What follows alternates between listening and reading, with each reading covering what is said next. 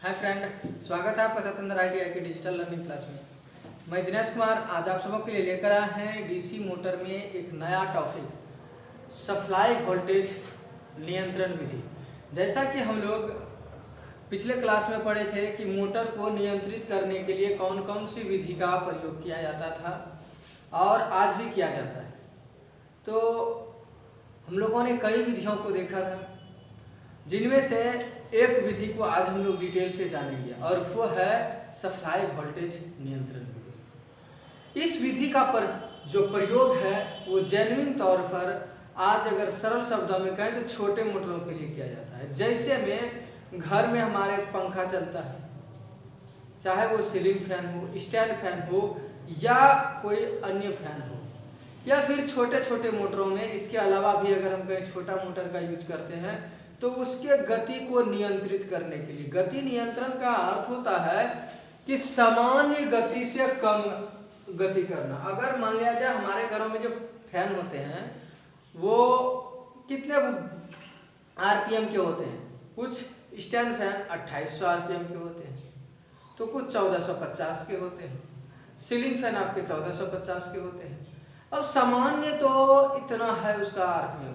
अगर आप इस नियंत्रण विधि का उपयोग नहीं करते हैं और जैसे ही लाइट देंगे तो इसी RPM पर घूमना आरंभ करेंगे, एकदम सामान्य गति पर।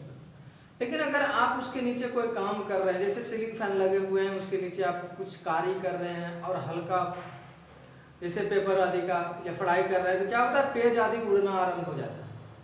तो हम लोग के मन में होता है कि क्यों ना हम पंखे का गति को नियंत्रित कर लें, और गति को नियंत्रित करने के लिए ही हम लोग किस विधि का उपयोग करते हैं, सप्लाई वोल्टेज गति नियंत्रण का। मतलब वहाँ पर हम लोग इस वर्ड का प्रयोग तो नहीं करते हैं, बेशक वहाँ पर हम लोग यूज करते हैं कि रेगुलेटर लगा दो और इसकी पंखे की गति को नियंत्रित कर दो। तो रेगुलेटर करता क्या है?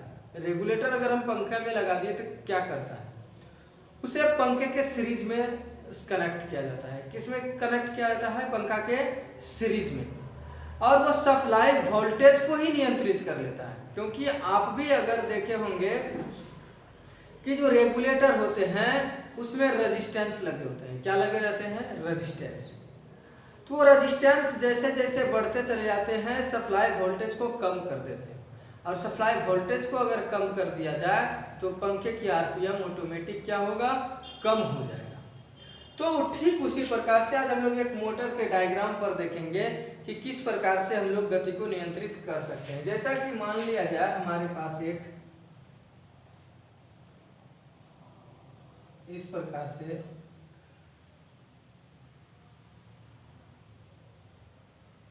आर्मेचर है और आर्मेचर के सीरीज में एक सीरीज फील्ड है। तो इसको नियंत्रित करना है परिवर्ती प्रतिरोध के माध्यम से। तो हम चलिए इसके सीरीज में ही एक परिवर्ती प्रतिरोध लगा देते हैं। अब जैसे ही हम यहाँ पर परिवर्ती प्रतिरोध लगा दिए तो ये क्या होगा,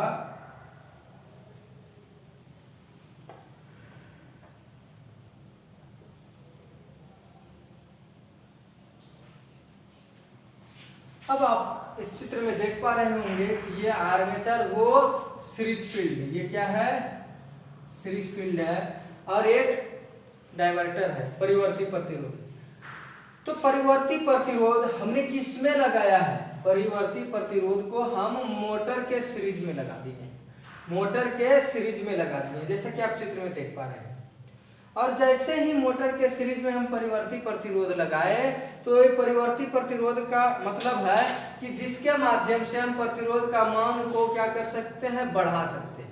प्रतिरोध जो होगा इसका तो वो तो ठीक है, इसके प्रतिरोध के मान को हम और बढ़ा सकते हैं, लेकिन यहाँ इसका प्रतिरोध नहीं बढ़ा रहे हैं हम। रेजिस्टेंस के अगर प्रतिरोध को बढ़ा रहे हैं तो क्या होगा, यहाँ से जो वोल्टेज प्रवाह हो रहा है ना, वो वोल्टेज को ही कम कर देगा।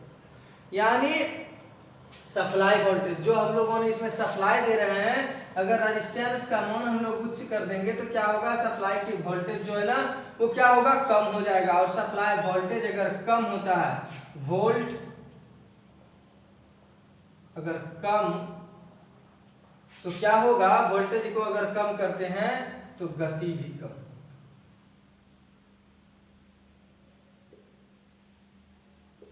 तो समझ में आया कि वोल्टेज अगर कम है तो गति भी कम होगा।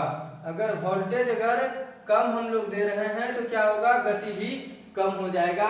इसलिए इसको हम लोग कहने लगते हैं सप्लाई वोल्टेज नियंत्रण विधि, जिसका प्रयोग हम लोग कहाँ करते हैं, छोटे मोटरों में। कहाँ करते हैं, छोटे मोटरों में। और अगर इसको हम लोग कहें कि ये सुरक्षित कैसे होगा, इसमें थोड़ा सा क्या होता है, विद्युत शक्ति का व्यय ज्यादा होता है। विद्युत शक्ति का क्या होता है, व्यय अधिक होता है।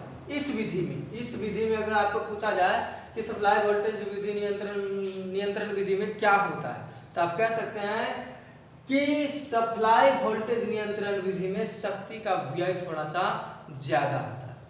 और अगर पूछ दे कि उसको अगर कम करना चाहे तो क्या हो सकता है, हाँ बिल्कुल हो सकता है।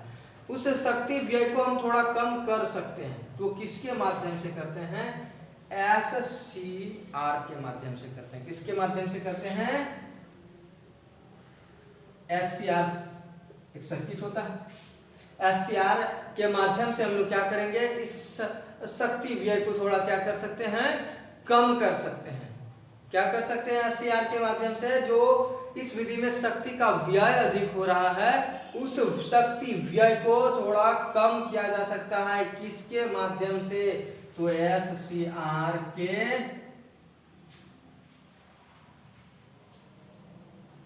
माध्यम से। SCR के माध्यम से हम क्या कर सकते हैं, इसका शक्ति व्यय को थोड़ा कम कर सकते हैं। उम्मीद करते हैं कि आज आप सब सप्लाई वोल्टेज नियंत्रण विधि को समझ पाए होंगे। आज के लिए बस इतना ही। मिलते हैं नेक्स्ट क्लास में नेक्स्ट टॉपिक को लेकर। तब तक के लिए धन्यवाद।